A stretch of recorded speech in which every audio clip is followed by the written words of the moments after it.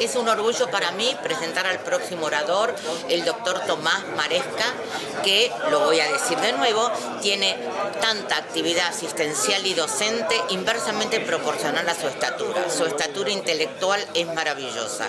El doctor Maresca es jefe de psiquiatría de la INMAE, es copresidente de este congreso, va a ser presidente del Congreso de la Asociación Argentina de Psiquiatras, es presidente del capítulo de psiconeuroinmunoendocrinología de la Asociación Argentina de Psiquiatras, y me cabe el orgullo de que haya trabajado conmigo durante 10 años y de toda la gente que trabajó conmigo, que anoche conté que eran 21 personas, él es el que realmente siento que sigue mi camino. Gracias.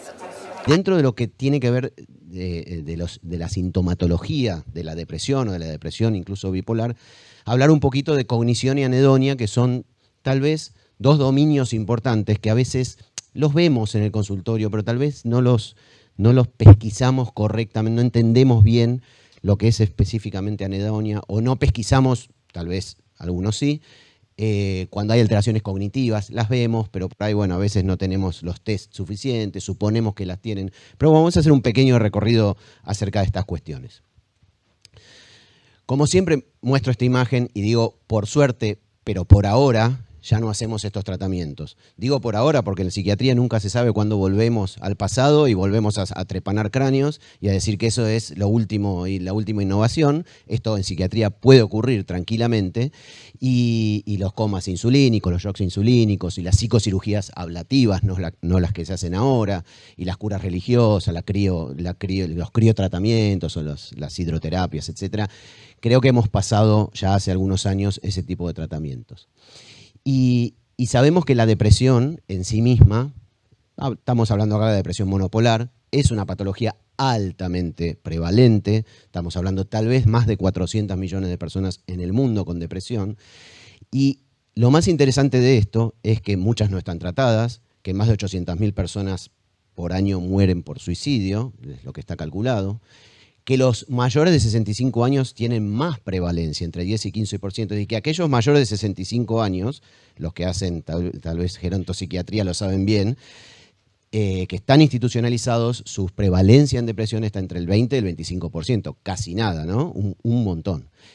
Y todavía ni siquiera conocemos bien cuáles son las teorías fisiopatológicas más adecuadas para entender de qué se trata esto de la depresión. Siempre vamos pensando que tenemos la última y que la anterior estaba mal y que lo que sabemos ahora está bien. La realidad es que no es tan así. Y acá ya empiezo, Poli, con la controversia, ¿eh? Empezamos ahí a pelearnos. El espectro farmacológico, la aparición del espectro, tiene que ver, según yo lo veo, fue una especie de, ayer lo hablábamos, Ricardo, una especie de artimaña, digamos, o de solución para encontrar cómo podemos meter pacientes en un lugar donde no podíamos meterlos. Digamos, es como yo digo, agrandar el arco, ¿no? Ponemos el arco de 14 metros, la pelota entra seguro, aunque esté el mejor arquero del mundo. Entonces, lo que hicimos fue poner este espectro y entender que la depresión, las depresiones mixtas y los cuadros mixtos y las manías eran parte de un mismo espectro. Pero la realidad es que seguimos viendo depresiones probablemente, aunque a veces parece que ya no existen más las depresiones monopolares, seguimos viendo depresiones monopolares que no pertenecen a un espectro bipolar, que no son depresiones bipolares, que no tienen síntomas mixtos y que son realmente depresiones unipolares. Y son ellas, probablemente, las que más requieran el tratamiento antidepresivo puro, ¿no? Estamos muy en discusión con esto de si usamos o no antidepresivos y qué hacemos con el paciente. ¿Es mixto, no es mixto? ¿Tiene ansiedad, tiene agitación, tiene un poco de irritabilidad? Y entonces no, mejor antidepresivo no, mejor usamos un antipsicótico de segunda generación o valproato y vamos buscando alternativas porque por ahí se me switchea, por ahí se me pone más irritable, en fin. Y ahí estamos en la discusión. La realidad es que esto es lo que deberíamos probablemente, como están las cosas hoy en el diagnóstico, hacer. Y esto es lo que realmente terminamos haciendo. Creo que todos coincidimos que cuando en el consultorio, porque vamos a decir la verdad, cuando estamos en el consultorio frente a nuestros pacientes, solitos con nuestro alma y tomamos una decisión respecto de un tratamiento y el paciente está deprimido y nos dice estoy deprimido y me siento triste y me siento mal y me siento que no tengo energía y no tengo voluntad, ¿qué es lo primero automático que viene a la cabeza? Probablemente sea un antidepresivo. Después lo podemos adornar con alguna cosita más para evitar un switcheo, para entender que no vaya el antidepresivo solo si tenemos alguna duda, o si la historia clínica nos refiere que hay algún antecedente importante que nos puede hacer pensar que eso es un trastorno bipolar que todavía no tuvo un episodio marcador del diagnóstico. Y respecto a la depresión, monopolar o bipolar, seguimos con un montón de controversias. Una es el diagnóstico, no hay ninguna duda, ¿no? Estamos con el DSM-5-TR, el último criterio diagnóstico. Ayer hablábamos de esto, es lo que tenemos. Algunas cosas han mejorado el DSM-4, creo que poquitas, como decías vos. Pero la verdad es que sigue siendo algo categorial, aunque intenta ser más dimensional. Y cuando vemos las descripciones, escuchaba el otro día a Fede Rebo hablar de descripciones un poco más antiguas en el tiempo, pero no por eso peores, bajo ningún concepto, y nos damos cuenta que, bueno, realmente hay descripciones que estaban bien hechas, tal vez no tengamos ni el tiempo ni la energía de leerlas y de verlas, pero el DSM, bueno, va como decía ayer Poli, McDonaldizando todos los diagnósticos y cerrándolos, ¿no? Entonces yo creo que ahí no hemos avanzado y tenemos muchas controversias. Nos peleamos un poco con el tema de los diagnósticos. Y si nos peleamos con el diagnóstico es porque nuestro sistema de diagnóstico no es tan fiable como creemos que es. Con respecto a la fisiopatología, sí, tal vez hemos avanzado bastante, porque bueno, desde los humores de Hipócrates y fuimos avanzando y entendiendo desde los años 50 con la aparición de los primeros antidepresivos y antipsicóticos, que había neurotransmisores y que tenían cierta responsabilidad en los cuadros, y después aprendimos que además, acá con Andrea, que todo el tema psiconeuroinmunoendocrinológico era muy importante, que la parte inmune modificaba los neurotransmisores, que el cortisol modificaba las interleuquinas, y empezamos a hacer triangulaciones que eran y que son realmente importantes, y después le sumamos todo el tema de la microbiota y la modificación que tienen la microbiota intestinal en el sistema inflamatorio y el sistema inflamatorio periférico al central, y la neuroinflamación y todos estos conceptos que son súper complejos, pero que hacen a nuestro quehacer diario, o deberíamos pensar un poquito que esto existe y que hay depresiones que ustedes lo saben, que se tratan o que tienen más perfil de tratamiento, tal vez con antiinflamatorios, además de antidepresivos, justamente porque tienen un perfil, son depresiones que tienen perfil inflamatorio. Hay muchos estudios y mucha evidencia con respecto de eso. Y con respecto a los fármacos o a la era farmacológica, digamos que a partir del año 50 uno puede decir que empieza la era farmacológica con la aparición del litio, la clorpromacina, la iproniazida, el primer antidepresivo que era un antituberculoso, y la mayoría de ellas serendipias, todos fueron hallazgos, búsquedas de otras cosas que terminaron en antidepresivos. Saben la historia de la clorpromacina y Laborit, era cirujano Laborit y lo encontró buscando un anestésico, y cuando vio que los pacientes se sedaban, les dijo a los psiquiatras: muchachos, esto les puede servir, y lo defenestraron. Y fueron Delay y Deniker en París, por ahí en 1951, quienes tomaron la iniciativa y medicaron a sus pacientes, y en 52 publicaron los primeros trabajos. Así que en el tema farmacológico creo que hemos avanzado. Cabría preguntarse, creo que es una buena pregunta para hacerse, si en el efecto antidepresivo, en la eficacia antidepresivo hemos mejorado desde los primeros antidepresivos, desde los IMAO, hasta hoy. Y es una pregunta súper válida y no sé si hemos mejorado en la eficacia. Esa es la palabra correcta, ¿no? Sí hemos mejorado muchísimo en la tolerancia, pero en la eficacia tendríamos que realmente plantearnos si es así. Y la otra pregunta interesante que siempre trato de transmitir es: ¿depresión o depresiones? Porque cuando tratamos depresión, no tratamos una enfermedad, no solo porque es una enfermedad sistémica generalizada que afecta el corazón, el sistema cardiovascular, el sistema metabólico, lo sabemos, que los pacientes tienen menos expectativa de vida, que tienen más posibilidad probablemente, según algunos trabajos, de aparición de enfermedades de tipo demenciales, si esas depresiones no son tratadas y a largo plazo. Después habría que discutir qué pasa con los fármacos a largo plazo, era algo que también se discutía ayer. Y hay muchas depresiones, porque hay muchos procesos biológicos que están involucrados y podrían ser distintas depresiones, y hay muchos síntomas y hay muchos sistemas que en conclusión están involucrados en la fisiopatología, con lo cual podría haber depresiones, no sé, hipercortisolémicas y depresiones que no lo son, depresiones inflamatorias y depresiones reactivas, como se llamaban antes, y depresiones más psicológicas, más neuróticas. podríamos tener infinidad. Alguna vez hablábamos con Poli que tal vez son más de 200, ¿no? Habíamos hecho. Y la depresión bipolar, en el contexto del trastorno bipolar, y las distimias, cuántas cosas, ¿no? Un montón. Y probablemente esas diferencias clínicas tengan por detrás un correlato biológico. Y como soy de la Asociación de Psiquiatría Biológica, les tengo que hablar de biología, no me queda otra. Ahora van a ver más adelante, no se asusten. Así que el concepto de que hay depresiones también nos acerca a un concepto de distintos tratamientos de las depresiones. Digo porque las guías a veces no hacen esa discriminación y nos dicen, bueno, tiene depresión, trate con esto, ahora lo vamos a ver. Pero no es tan sencillo como a veces lo plantean las guías.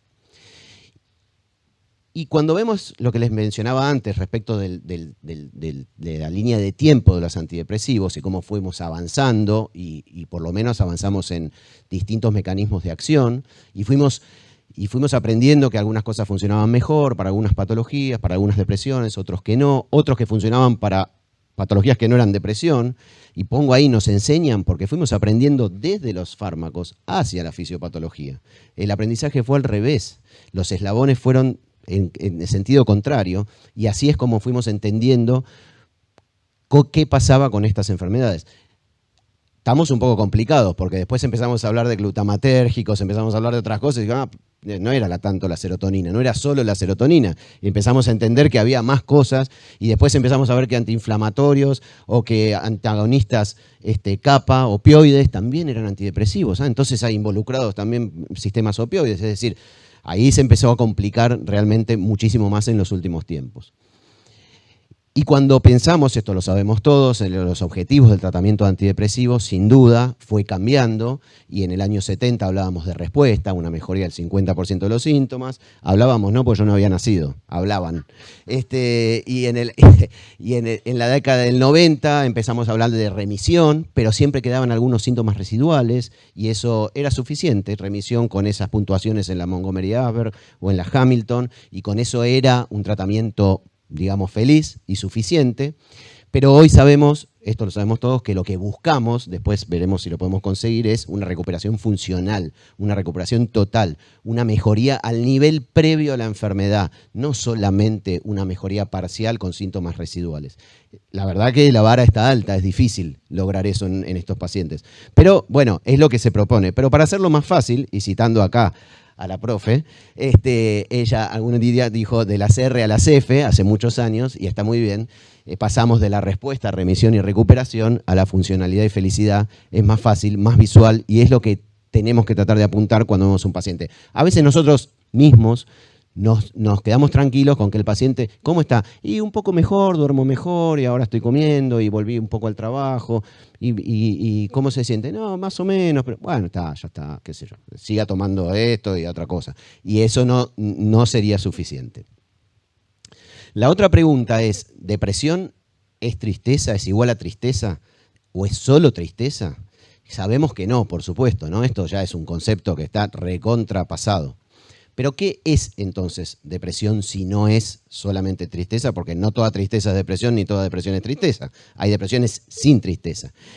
Y acá voy a citar a Poli, lo anoté ayer y me parece que está muy bien, que en su charla dijo, los trastornos del ánimo no son solo trastornos del ánimo, efectivamente, son enfermedades mucho más complejas, que tenemos que apuntarlas y entenderlas como enfermedades sistémicas, no solo enfermedades del cerebro o mentales, sino como enfermedades generalizadas, enfermedades sistémicas que tocan distintos centros metabólicos, cardiovasculares, lipídicos, neurológicos, por supuesto, también, y entonces eso es importante pensarlo. ¿Para qué? Para el tratamiento. No somos solo escuchadores y medicadores de psicofármacos, sino que tenemos que, y así lo dicen también las guías, todas las modernas, ocúpense de la parte metabólica de sus pacientes, tómenle la presión, mediquen esos pacientes si tienen hipertensión, mediquen esos pacientes si tienen intolerancia a la resistencia a la insulina o aumento o hiperglucemia. Hagan resonancia, estaban recién hablando de resonancias y de estudios, y yo creo que es un apoyo importante, obviamente que no hacemos todos los diagnósticos, pero sí es un apoyo en pacientes hacer una resonancia. Así que son trastornos tridimensionales también. ¿Por qué? Porque efectivamente se afectan distintas áreas, que son la emocional, la física o la conductual y la cognitiva. Y cuando tratamos de entender cómo funciona esto, que se afectan tantas cosas, tristeza, ansiedad, irritabilidad, anedonia, solamente en la parte emocional, y queremos ver de dónde viene todo esto, uno de los puntos que nos parece importantes en esto es no la serotonina, porque nosotros a veces nos quedamos con el tema de la serotonina y por ahí avanzamos con la noradrenalina, con los duales y todo eso, pero hay muchos más neurotransmisores que están involucrados y que tal vez sean más importantes que la serotonina. Y otra cosa más, entendimos además que la serotonina no era el final de la cadena, el último eslabón, era el primer eslabón. Ustedes saben que ahora tenemos antipsicóticos que tocan la serotonina o que funcionan, que son serotoninérgicos, dopaminérgicos. Porque ahora sabemos que la serotonina modula la dopamina. O sea que empezamos con la serotonina y por ahí estamos modificando glutamato y dopamina.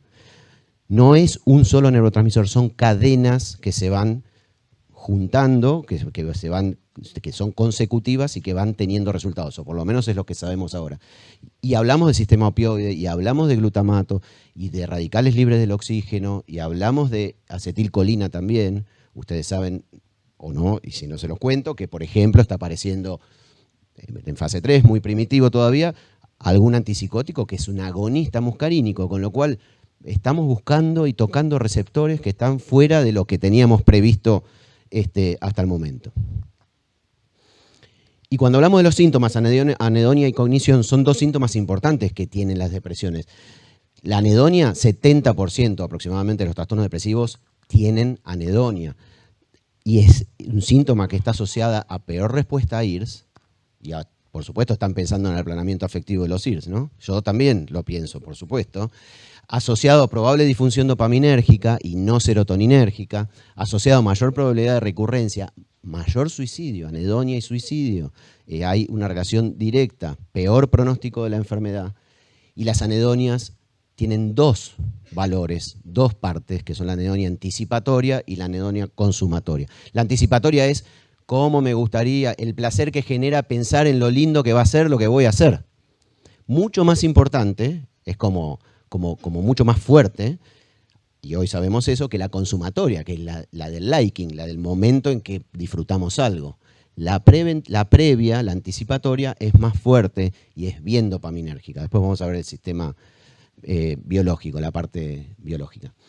Y la cognición, por supuesto, los cuatro grandes puntos de la cognición, la atención, la función ejecutiva, la velocidad de procesamiento y la memoria, que se afectan en los procesos depresivos, entre tantos otros enfermedades, que son tendientes a persistir aún después del tratamiento.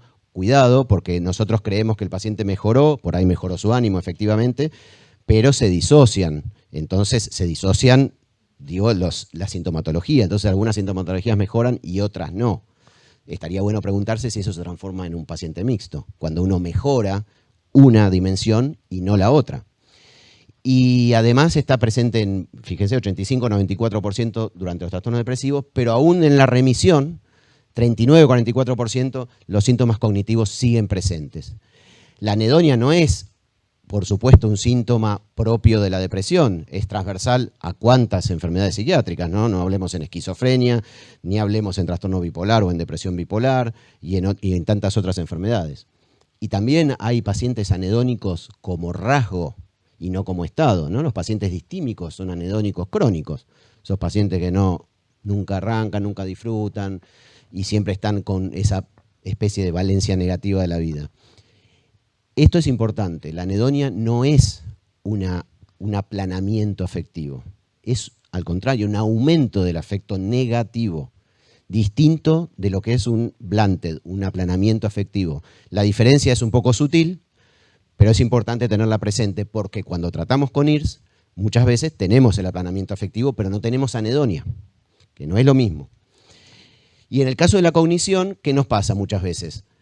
Pensamos que el paciente, el concepto de pseudodemencia, ¿no? Que el paciente está haciendo una demencia, en realidad es una sintomatología de la depresión, por ejemplo, este concepto de 1960, no sé si sigue vigente, por ahí Fernando después nos puede contar de eso, pero de esta cuestión de las demencias, cuando pacientes añosos hacen una depresión y no sabemos si es una depresión o es una demencia. Y el tiempo a veces nos define, ¿no? 6 meses después no mejoró, y entró en un declive cognitivo claro que nos hace el diagnóstico.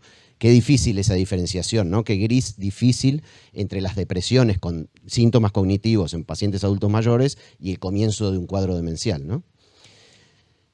Por eso, en anedonia no todo es igual y no tenemos que confundir lo que es apatía, propio de los cuadros más neurológicos, la apatía neurológica, que incluye, por supuesto, aspectos cognitivos, del aplanamiento afectivo, donde hay disminución de las emociones positivas y negativas. Ahí lo vemos, esos pacientes que le preguntaban, ¿y no lloro más?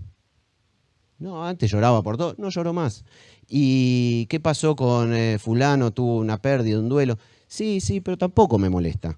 O sea, ni bueno ni malo, aplanamiento, Blanted. Cerca del 50% de los pacientes que consumen IRS, hoy lo sabemos, tienen aplanamiento afectivo. A veces terapéutico, a veces lo buscamos porque es un paciente muy ensañado con su vida y con sus síntomas y necesitamos frenar eso y esto nos viene bien. Uno de los problemas que todavía no conocemos es, si sacamos los IRS, ¿qué pasa con el aplanamiento afectivo? A veces vuelve a la normalidad, pero a veces no. Después de muchos años de tratamiento con antidepresivos IRS, sabemos hoy, después de 35 años del primer IRS, de la fluoxetina en el año 88, que tal vez esos pacientes no vuelven y que tal vez no podemos sacar el IRS. Y, por supuesto, estos son pacientes con muchísima menor reactividad. En el caso de la anedonia, sabemos como definición que falta de hedonia, falta de placer, de disfrute en las cosas, y es un aumento de esa valencia negativa, es un síntoma, una sensación negativa, no quiero decir un síntoma negativo, sino una sensación negativa, una valencia, una afectividad negativa clara. Difícil también diferenciar, porque es sutil, si el aplanamiento afectivo es parte de una sintomatología, un síntoma de depresión, que puede ser, si es anedonia o si es un síntoma secundario a los IRS. Y ahí estamos muchas veces en problemas. Cuando hablamos de la neurobiología, y esto no es tan importante saber todas las conexiones, además por ahí no se ven bien, una cosa que tenemos presente es el sistema de recompensa. Sistema de recompensa dopaminérgico, el área tegmental ventral libera dopamina, va al núcleo accumbens y entonces ahí tenemos la recompensa y si comemos algo rico, tenemos sexo, eso sube a 100 y si consumimos cocaína sube a 2000. Entonces, eso le está hablando a mi esposa y le está diciendo, siempre algún comentario. ¿Viste?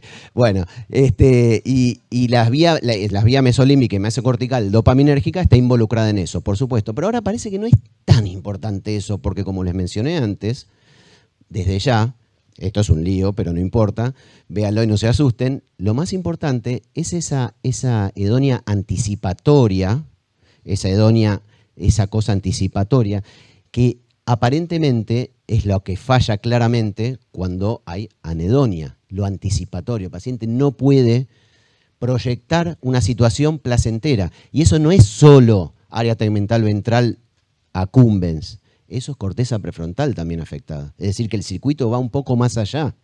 También hay circuitos tálamo-estriado corticales, córtico-tálamo-estriado corticales, que son parecidos a los, o comparten los que tienen el trastorno obsesivo compulsivo, que están involucrados en la anedonia consumatoria y anticipatoria. Como verán, no solo la dopamina está involucrada entre el área tegmental ventral y el núcleo accumbens, sino que también la línea roja, que es glutamato, la línea blanca, que es GABA, y hay varios, y serotonina también, que están involucrados. No nos quedemos con el tema de solamente la dopamina, porque creo que cuando vamos a... Es un poco reduccionista la vista solo de neurotransmisores, es reduccionista, pero mucho más reduccionista que sea solo la dopamina. Y es interesante esto, que es la vénula lateral, que Vladimir Maletic, que es un biólogo, digamos, neurobiólogo, lo llama el sistema de miseria. Pues la vénula lateral es la que se activa, el sistema de miseria, pues es la que se activa en el momento que, por ejemplo, él cuenta, perdemos en el casino. Y entonces lo que hace es bajar la dopamina, bajar la noradrenalina, bajar el glutamato y decir, bueno, esto se terminó, estás arruinado, esto ya no va más. Cuando se activa la vénula lateral se corta la situación hedónica y aparece la anedonia. La vénula lateral es responsable de anedonia. Y si avanzamos un poquito más, no podemos dejar de ver, ustedes saben que esto lo he estudiado mucho tiempo, que los fenómenos neuroinflamatorios, ya sean derivados o no de la microbiota, pero hablemos de neuroinflamación, no podemos separarlos de procesos psiquiátricos o neuropsiquiátricos bajo ningún punto de vista. Hoy sabemos que este sistema es importante. Después podemos discutir si hay o no target de tratamientos acá, pero la reactividad microglial y astrocitaria que ocurre en el sistema nervioso central, secundaria a una inflamación periférica, con aumento de interleuquinas, con aumento de citoquinas proinflamatorias, son responsables de muchos de los síntomas que aparecen en las enfermedades psiquiátricas, específicamente cuando hablamos de depresión. Y ustedes dirán, ¿pero cómo es que sucede eso? Bueno, ¿qué es lo que sabemos hasta ahora, por lo menos? Que este tipo de situaciones, los blancos de las citoquinas, ocurren en determinados lugares clave, targets clave, que ocurren en áreas del cerebro, como los ganglios de la base, como la corteza prefrontal ventromedial y dorsolateral también, la amígdala. No olvidemos que hay conexiones muy importantes entre la amígdala y los sistemas de placer o los sistemas de recompensa, porque lo que tiene que ver con el miedo también genera muchas veces placer. Así que hay ahí una conexión importante también con el hipocampo y la memoria. Así que la anedonia, la ansiedad, la depresión son resultado, o posiblemente resultado en el caso de fenómenos de neuroinflamación, que ocurren efectivamente en determinados lugares, generando daños probablemente en la neurotransmisión monoaminérgica, glutamatérgica o incluso en la plasticidad neuronal.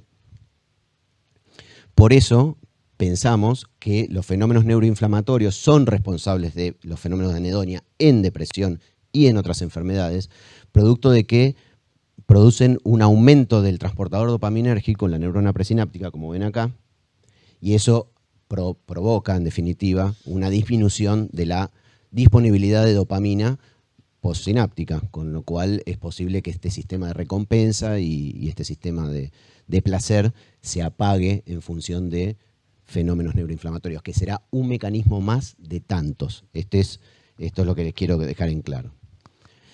Y esto es súper interesante porque cuando hablamos de síndrome metabólico, decimos, ¿qué tiene que ver el síndrome metabólico? Sí, porque tomo lanzapina o porque no sé qué. No, es la enfermedad. ¿Y qué pasa con las personas que tienen resistencia insulínica? ¿Qué es esto? Insulina y depresión.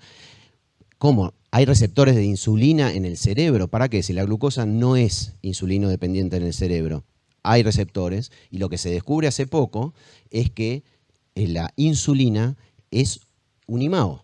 En realidad lo que hace es inhibir la MAO. ¿Qué pasa cuando hay resistencia insulínica? ¿Qué pasa cuando hay fenómenos metabólicos relacionados con la diabetes? Exactamente esto, lo que ocurre es que la insulina deja de funcionar como un IMAO y hay un aumento de la actividad de la monoaminoxidasa, específicamente disminuyendo la cantidad disponible de dopamina, con lo cual, efectivamente, otra vez entramos en el terreno de la anedonia cuando tenemos pacientes que están con un síndrome metabólico, con una prediabetes o con una diabetes. Y viceversa, los pacientes depresivos van a hacer diabetes por varias razones, desde las metabólicas hasta la mala alimentación y todo lo que ustedes seguramente ya conocen. Les hablé de anedonia y suicidio y les quiero mostrar este trabajo, que es un metaanálisis, siempre son aburridos y difíciles de ver, pero no importa, lo importante es que todos los trabajos hechos entre anedonia y suicidio muestran claramente un aumento de la suicidabilidad en pacientes que tienen anedonia. Es decir, esos pacientes depresivos que tienen el síntoma anedónico claramente marcado son pacientes que tienen más posibilidad de suicidio. Ya sea esa anedonia en el transcurso de un trastorno bipolar, una depresión bipolar mixta, una depresión monopolar mixta, pero si tienen el fenómeno anedónico es un dato a tener en cuenta para el riesgo. Y cuando pensamos en fármacos antianedonia, todos dirán, bueno, antidepresivos, qué sé yo, algunos, no sé. Y la verdad es que sí, algunos sí funcionan como antianedónicos. No hay ningún estudio específico, no hay ninguna aprobación específica para la anedonia de ningún fármaco, pero hay estudios que muestran, digamos, distintas evidencias que muestran que algunos funcionan mejor que otros. Son los que se van estudiando, ¿no? Por supuesto, la vortioxetina, el bupropión y la gomelatina creo que son los más importantes en este sentido. Pero bueno, también la vilazodona y la sertralina. No, por ejemplo, el escitalopram. Cuanto más serotoninérgico, menos antianedonia. Cuanto más serotoninérgico, menos antianedonia. Por eso los duales son un poquito mejor, antianedónicos, y los multimodales todavía mejor antianedónicos que los duales. Pero no es lo único que tenemos como antianedonia. Fíjense ustedes, tenemos antipsicóticos también. Entonces, lamento que se tengan que llamar así, ¿no? Porque ya no son más antipsicóticos. Cuando hablamos de lurasidona y cariprazina, yo creo que tenemos que pensar que si bien tiene un mecanismo parecido a los neurolépticos en algún aspecto, ya estamos hablando de fenómenos de multireceptorial distintos de los que tienen que ver con un antipsicótico exclusivamente, ¿no? Por eso la lurasidona y la cariprazina son lo que yo llamo antipsicóticos antidepresivos. Tienen ese efecto procognitivo, antidepresivo y antipsicótico. Pero tal vez, no sé, acá los especialistas en esquizofrenia me dirán, no se usa o no van a usar una molécula como lurasidona para tratar una esquizofrenia. Por ahí es un poco floja en ese sentido. Pero qué buena puede ser lurasidona, cariprazina o alguna otra que de las modernas en el uso en depresiones bipolares que están aprobadas. Y tenemos que pensar en depresión monopolar. La cariprazina está aprobada como ayudante, pero tendríamos que ver qué pasa con esto, ¿no? Nosotros que hacemos, usamos muchas veces off-label los medicamentos y cómo funciona esto. Y pensar en mecanismos de acción, en receptores y no tanto en el nombre de la molécula, ¿no? En el título de la molécula. Sigamos adelante. Glutamatérgicos, ketamina, un montón de estudios para depresión resistente en ketamina, unos 10 para depresión bipolar, hablo de dobles ciegos randomizados, y algunos poquitos para anedonia específicamente. No olviden que la anedonia es un síntoma subjetivo, a veces es difícil de estudiar porque hay que objetivarlo y eso no lo hace fácil en el estudio. Opioides, que son sobre el sistema opioide, o sea, antagonistas de los receptores kappa, sistema opioide, navacaprant y aticaprant. Yo, por supuesto, no tengo ninguna experiencia con esto, pero están mencionados y tienen estudios sobre depresión y anedonia. Antiinflamatorios como el infliximab, que son antagonistas del factor de necrosis tumoral alfa. Metilfenidato. ¿Y por qué no? Podríamos pensarlo tranquilamente. Aumentamos la dopamina, aumentamos noradrenalina en la corteza prefrontal. Biológicamente, tranquilamente, podría ser un antidepresivo y antianedónico, sin dudas. Con todas las cuestiones que después podemos hablar de si corresponde o no desde otro punto de vista, pero biológicamente podría ser.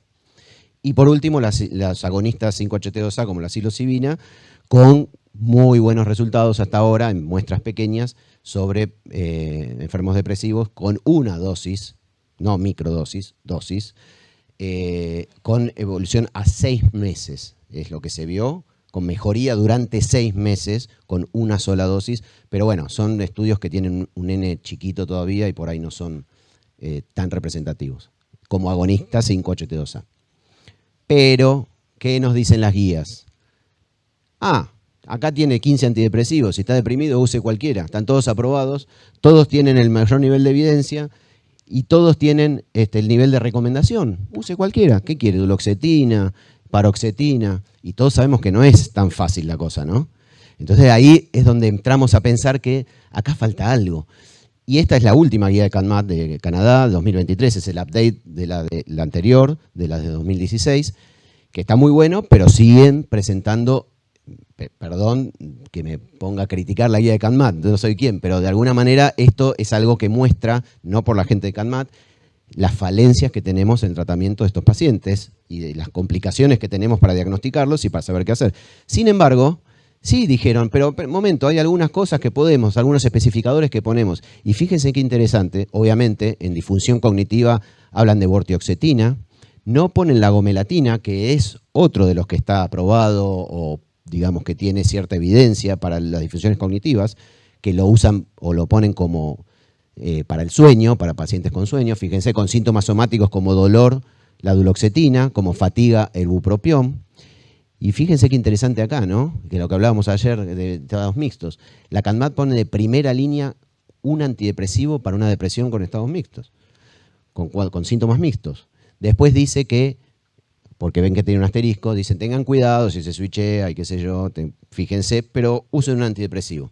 Bueno, ahí tenemos las complicaciones y como segunda línea la lurasidona, que es una molécula que tiene un efecto antidepresivo y que puede provocar en los pacientes, es una buena molécula, pero puede provocar en los pacientes un efecto, entre comillas, switcheador. Por eso digo yo, no todo es igual cuando hablamos de antidepresivos, los mecanismos son distintos, los IRS entre sí no son todos iguales, todos sabemos que la sertralina tiene un efecto dopaminérgico y por eso está aprobada o tiene algunos estudios para anedonia. Todos sabemos que la fluoxetina tiene un efecto noradrenérgico también. Hay cositas que son importantes cuando tratamos a nuestros pacientes, cuando vemos la sintomatología. Y en el caso de la vortioxetina, puntualmente, fíjense que es interesante, como son los dos multimodales, la vilazodona y la vortioxetina, que tiene un mecanismo común a los IRS, pero después tiene todo un mecanismo a través del cual, sobre todo estos dos receptores 5-HT3 y 5-HT7, son capaces de elevar indirectamente todos los neurotransmisores. ¿Por qué? Porque son inhibidores de interneuronas GABAérgicas, que son bloqueadoras. Entonces inhiben neuronas bloqueadoras y liberan, valga la redundancia, la liberación de todos esos neurotransmisores en la corteza prefrontal. Eso es exactamente lo mismo que hace la lurasidona, que solamente tiene un efecto bloqueante 5-HT7 en este sentido, pero es lo que hace que sean procognitivos y antidepresivos, justamente por el aumento de estos neurotransmisores y no solo de serotonina. No pensemos que el receptor serotoninérgico siempre es serotonina. Acá estamos hablando de glutamato aumentado en la corteza prefrontal. Y esto es lo que hacen estos fármacos que generan un efecto claramente antianedónico y claramente antidepresivo con un mecanismo un poquito distinto. Por eso, estas son las claves, no importa acá, pero sí, este bloqueo 5-HT7 y 5-HT3, recuerden que inhiben interneuronas inhibitorias, o sea que si inhibimos inhibición, estimulamos. Se produce también en el tallo cerebral un aumento de serotonina y glutamato y también de dopamina, que es un mecanismo todavía más indirecto que el de la corteza prefrontal, y es lo que conocemos, debe haber mucho más que ni siquiera conocemos. Pero el resultado final clínicamente es que vemos que el paciente tiene una mejora en ese sentido cognitivo y antianedónica. Esta es la pregunta del millón, ¿no? ¿Cuál es el mejor antidepresivo? Y entonces uno dice, bueno, para mí, sertralina, para mí, vortioxetina, para mí, cada uno tiene su preferido. Pero la verdad es que el preferido es, hay que contestar estas preguntas, ¿no? Para saber acercarse, diría yo, no lo vamos a saber exactamente, tener un poquito más de dirección, ¿no? ¿Para qué? ¿Qué vamos a tratar? ¿Una depresión anedónica en un paciente de 70 años o vamos a una depresión en un adicto de 22? Porque no es lo mismo, por supuesto que no es lo mismo. Y eso es lo que las guías a veces no terminan de cerrar y es lo que cerramos nosotros tomando la decisión en el consultorio. ¿Sí? Medicina basada en la experiencia, 100%. No hay evidencia. Escuchamos esto, me escuchan a mí, qué sé yo, pero después van al consultorio, van sumando toda su experiencia, lo que escucharon y toman una decisión. ¿Para quién? ¿Para qué? ¿Dónde? ¿En qué lugar? Si el paciente tiene dinero, no tiene dinero, si está disponible la molécula, si no está. Es decir, hay un montón de situaciones que son importantes respecto del dónde. ¿Y cuándo? ¿En qué momento de la evolución? ¿Ya tomó antidepresivos? ¿Está con otras moléculas? ¿Tiene otros diagnósticos? En fin, todo esto tenemos que preguntarnos cuando terminamos de tomar una decisión terapéutica, sin dudas. Finalmente, me quedan unos minutos. Sí, ¿con qué? Por supuesto, por supuesto. ¿Con qué también? Bueno, lo vamos a agregar, muy bien. Y un poquito finalizar con un poquito de evidencia para mostrarles lo que tenemos hoy en día. Algunos lo deben conocer, es un metaanálisis conocido del 2018 que tiene 116.000 participantes, es un network metaanálisis, una revisión sistemática, y ahí muestran la eficacia, recuerden eficacia, no estamos hablando de tolerancia, hablamos de eficacia, simplemente cuánto funciona en una tabla, en una escala, y 21 antidepresivos. Y uno diría, más o menos, salvo la mitriptilina que se separa un poquito más, y hablamos de eficacia, no estamos hablando de tolerancia, con lo cual la mitriptilina quedaría fuera del juego. Más o menos la eficacia es parecida, ¿no? Era lo que decía al principio. No ha cambiado mucho la eficacia, es decir, sigue funcionando más o menos al mismo nivel todos los antidepresivos. Pero después tenemos que evaluar entonces, ¿qué? La tolerancia, porque es lo que va a hacer la diferencia, efectivamente, más allá de las particularidades que les venía mencionando recién de cada antidepresivo para cada paciente. Y este mismo estudio muestra de esta manera, arriba lo que ven es contra placebo y abajo es head to head. Por supuesto abajo hay un poco menos porque no todos tienen estudios cabeza a cabeza entre antidepresivos. Lo que ven arriba, el 1 que está arriba de todo es la amitriptilina, es decir, que es el que tiene en ese punto contra placebo el mejor funcionamiento. Pero abajo, cuando es cabeza a cabeza, el que está corrido ahí, que creo que es 21, efectivamente es vortioxetina, que es el que tiene, digamos, mejor eficacia y mejor aceptabilidad cuando es cabeza a cabeza con otros antidepresivos. También está ahí, el 1 es la agomelatina. La agomelatina, que es el número 1, y también anda por ahí, si no recuerdo mal, el bupropión, que también está con un buen nivel entre eficacia y aceptabilidad. Bueno, estas cosas son las que tenemos que ver, ¿no? Porque es importante entender esto para nuestros pacientes. Pero hay una forma más fácil, todos conocen el NNT y el NNH, número necesario para tratar, número necesario para dañar. Cuanto más bajo es el número necesario para tratar, mejor es la molécula, más efectiva es. Cuanto más alto es el número necesario para dañar, menos efecto adverso tiene. El NNT se mide sobre una escala, puede ser sobre respuesta o remisión, en Montgomery-Åsberg, por ejemplo, y el NNH para cada efecto adverso o para discontinuación, que es una manera global de ver si los pacientes la dejan es porque efectivamente el fármaco o no sirve o tiene efectos adversos. Y ahí lo que vemos es que la respuesta en NNT más o menos es parecida entre todos. Si es menos de 10 está bien, eso se considera una molécula bastante eficaz. Y el NNH debería ser arriba de 10, andan bastante bien, menos la sertralina y la venlafaxina en discontinuación, y la duloxetina, el escitalopram, la vilazodona y la vortioxetina son los que más tienen. La vortioxetina es el que menos discontinuación tendría. Y lo que ven abajo es la probabilidad de ser dañado o tratado, es una relación entre estos dos, que es también una división, se divide el NNH por el NNT, y cuanto más alto es el número, mejor, porque cuanto más se acerca a 1, obviamente, el NNT es igual al NNH, y eso significa que cada paciente que es eficaz para el tratamiento tiene el efecto adverso. Es como la olanzapina. La olanzapina tiene 4 de NNT para depresión bipolar y 6 de NNH para el aumento de peso. Casi 1 a 1. Cada paciente que tratamos con olanzapina para depresión bipolar, con fluoxetina, supóngase, va a subir de peso. Así que estos cuadros son importantes. Bien, comparativa, mapa de calor, como se lo llama. ¿Cuáles son los más efectivos? Del lado de aquí tienen eficacia y cosas específicas de las drogas. De este lado tienen tolerabilidad. Y bueno, creo que estas 4 que marqué yo siento que son las más efectivas en general. Pero bueno, ahí bupropión y vortioxetina creo que son las que sobresalen en lo que tiene que ver específicamente con anedonia y con el mejor perfil.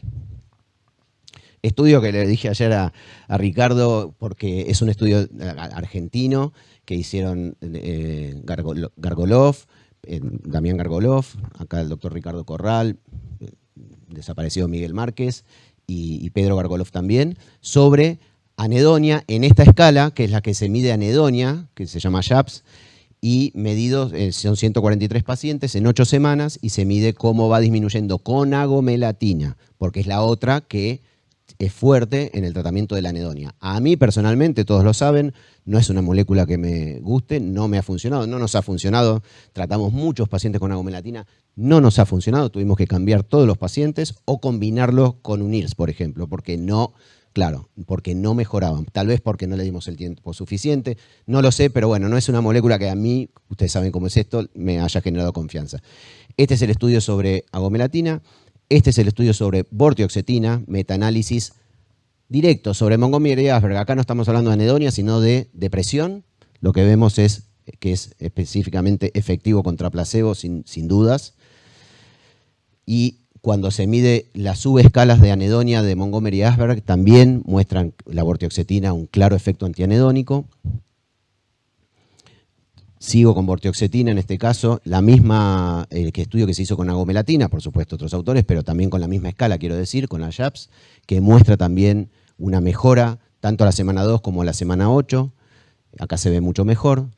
Se hace la semana 2 y la semana 8 se hace lo que es el delta SHAPS, ¿no? La diferencia entre el estado anterior y el que estoy tomando ahora, y lo que se ve es una clara mejoría también replicada en la escala de Montgomery-Åsberg, la subescala de anedonia, mostrando en tratamiento con vortioxetina. Y en el caso de este estudio, también lo mismo. Lo que ven abajo no se llega a ver, pero es una escala de tipo de funcionamiento social. Es interesante esto porque acá muestra, por ejemplo, que funciona con 5 miligramos, con 10 funciona mejor y con 15 peor. Son las cosas de los estudios, que a veces el mundo real es una cosa y el mundo de los estudios es otra, ¿no? Yo siempre digo, y decimos todos, los pacientes del mundo de los estudios no son los que vemos nosotros en el consultorio. Por eso los estudios que son más, como vimos antes, open label, que son más del mundo real, a veces, si no tienen la metodología estricta de estos, a veces son muy, muy recomendables también. Bien, y lo último, en el área cognitiva, este es un estudio que muestra cómo funciona esto con el test de sustitución de dígitos y símbolos. O sea, uno va copiando según los numeritos, tiene que poner las figuras que figuran arriba, acá, ahí, y copiarlas acá. Es un estudio sencillo. Y se evaluó según grupo de antidepresivos y según antidepresivos propiamente dichos. Y efectivamente, en este caso, la vortioxetina y la duloxetina, los duales, como les mencioné antes, un poquito la sertralina por ese efecto dopaminérgico que tiene, que le da un toquecito también cognitivo, respecto de todos los demás antidepresivos. Veamos que los IRS claramente no funcionan para el área cognitiva y no son inocuos, empeoran la situación cognitiva de los pacientes. Bien, para llevarse a consultorio, así no se olvidan. La anedonia y los trastornos cognitivos son síntomas comunes de los trastornos del ánimo y también de otras patologías, pero cuando hablamos de trastorno del ánimo, específicamente tenemos que preguntarlos, ir a buscarlos. Empeoran el pronóstico, así que importante también hacer el diagnóstico diferencial en adultos mayores con los cuadros de demencia reales. Es necesario evaluar todos los dominios del trastorno para ser lo más asertivos en el tratamiento, lo más asertivos posibles, no solamente si el paciente está triste, entonces toma el escitalopram, y por ahí digo escitalopram, pero puede ser sertralina, paroxetina, para que nadie se ofenda, y por ahí le erramos y lo sometemos al paciente a repetición de tratamientos o a cambios de tratamientos. No sesgarse por el tipo de medicación a utilizar, cuando dice, no, ¿cómo le voy a dar un antipsicótico si está deprimido? Cuidado con eso, porque las nuevas moléculas van perdiendo ese perfil medio estigmatizante de llamarlo antipsicótico y tenemos que pensar en el mecanismo de acción. Pensar en mecanismo de acción y en línea con la neurobiología. ¿Qué estamos tocando y qué estamos mejorando para este paciente? ¿Qué queremos mejorar? ¿Dopamina en el accumbens? ¿Qué queremos? Bueno, pensemos así y usemos esa molécula, porque podemos usar pramipexol también. Todos sabemos que pramipexol como agonista dopaminérgico lo podemos usar en depresión bipolar y está en las guías, y también en depresión monopolar. Y uno diría, pero es un antiparkinsoniano, así dicen los pacientes. Doctor, no tengo Parkinson. Bueno, pero es real, pero nosotros lo que hacemos es estimular el receptor D3, que es muy importante en lo que tiene que ver con anedonia y procognitivo, los dos, y que está lleno en el núcleo accumbens de D3. Entonces, por eso usamos pramipexol y funciona. Y confiar en los niveles de recomendación, tal vez más que en los niveles de evidencia. Creo más en los niveles de recomendación que en la evidencia. Miramos los dos, pero me gusta mucho la recomendación de expertos. Eso creo que tiene muchísimo valor. Y como dije ayer, lo que hablamos acá, cuando nos cruzamos, yo uso tal cosa, yo uso tal otra, mira, probé tal cosa. Y sí, eso sirve también. Eso es también, como decía, psiquiatría basada en la experiencia. Así que adelante con eso. Bueno, creo que es todo. Muchísimas gracias.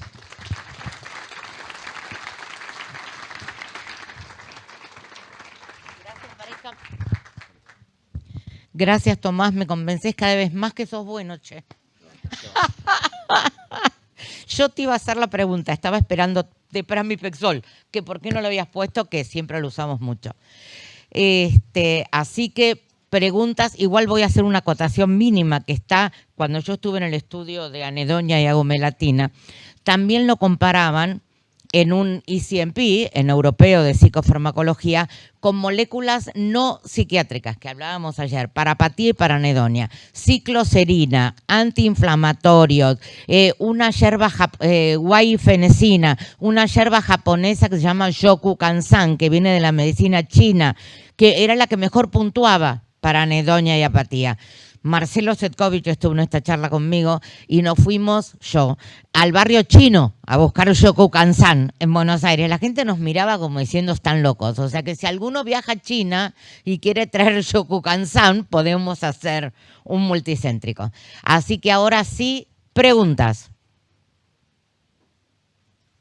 Mientras entonces me mando un chivo. Ayer arreglé, Tomás todavía no lo sabe, charla en la AP de ¿existe todavía la depresión unipolar? Laboratorio Gador, vos y yo.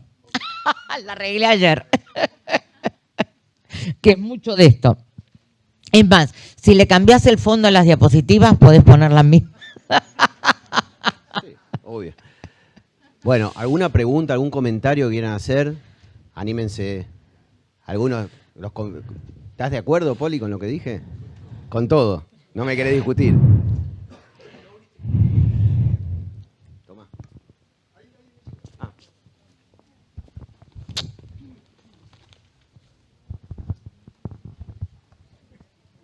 En un momento planteaste si mejoraba un síntoma y el otro no mejoraba, Sí.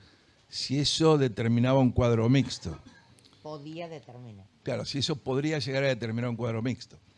Voy a aprovechar por ir para contestarte. Creo que no, porque los cuadros mixtos se establecen cuando hay síntomas de polaridad opuesta. En el caso de que dentro de un complejo sintomático mejore alguno de los síntomas y otros no, eso lo que nos va a dar es una respuesta parcial y que tiene mucho que ver con lo que vos, me pareció genial la presentación, estoy totalmente de acuerdo con que hay que llegar a esa alta vara que vos proponés, que es la recuperación funcional, y creo que este abordaje de la anedonia, ¿sí? Y el de no producir, digamos, aplanamiento afectivo, es muy importante porque muchas veces los pacientes mejoran en todas las puntuaciones, pero quedan con aplanamiento afectivo. Te dicen, yo ya no me quiero suicidar, voy a trabajar, hago bien mis funciones, pero no disfruto de las cosas. Eso sería, digamos, como, aplanamiento afectivo. Tampoco se deprimen. Entonces, por eso me parece que es muy importante, porque como vos decís, le bajó la reactividad. Le bajó la reactividad al estrés. Por eso me parece muy importante esto que vos puntualizás, el tema de trabajar sobre el aplanamiento afectivo, que una molécula como esta, que digamos que vos propones, la cuestión de la bortoxetina, no genera, pero también, por otro lado, estás trabajando sobre la anedonia, que son dos dimensiones diferentes y que me parece maravilloso que las hayas diferenciado, ¿sí? Me parece muy importante. Buenísimo, gracias. Gracias, doctor, gracias. Bueno, ¿alguna otra pregunta quieren hacer? Yo no puedo dejar de ser yo y decir algo que ayer le comentaba a Polichela. El problema que bien dijo Polichela y vos también, de que en los trastornos del ánimo tienen que tener parte cognitiva, parte de energía, además de parte afectiva. Le comentaba a Polichela, esto lo aprendió el doctor Nazar en Mendoza. La palabra ánimo incorpora de por sí todo eso, o lo hablábamos ayer, porque animus es hálito vital, es el que le dio Dios, para los que creen, a Adán para inspirarle la vida. Después vinieron los yanquis, quien no, que tradujeron ánimo como humor. Pero el ánimo es mucho más que el humor. Entonces, cuando hablamos de estas dimensiones como diferentes, no. Las tres dimensiones que Poli dice, que dice él, dentro del estado de ánimo, como si fuera nueva la motora, como si fuera nueva la voluntad, no, están todas dentro del trastorno de ánimo, que estuvo mal traducido la palabra ánimo por la psiquiatría del DSM. Bueno, muchas gracias entonces, nos vemos la próxima, gracias.